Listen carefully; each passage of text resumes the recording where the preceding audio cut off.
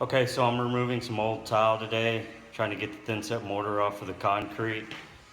What we have here is a Husky medium stroke air hammer, 3,700 blows per minute. All right, this thing requires an 8-gallon compressor. What I'm using today is a 6-gallon compressor, 150 PSI. I got it from Harbor Freight. Not too bad. I'm gonna try to remove all of this. I've already removed most of it.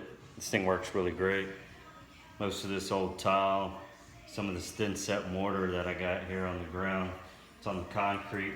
So what we're gonna do is see how this air hammer works.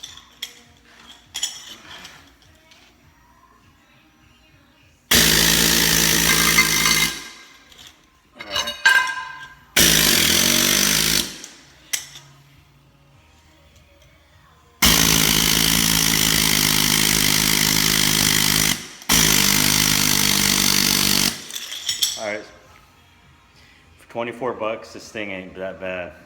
I'd have to give it a thumbs up.